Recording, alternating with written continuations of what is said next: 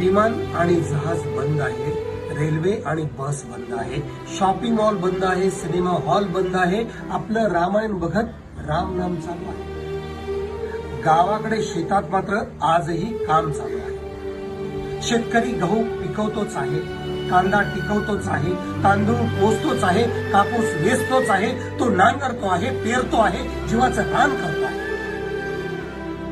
आपण थांबलो तर काय, आजचं काम उद्यापर्यंत लांबेल. पण शेतकरी थांबला तर इथून तिथून जग थांबेल. नाही करत तो कसला गाजावाजा, लढत राहतो नेहमी बळीराजा. बळीराजा तुला सलाम.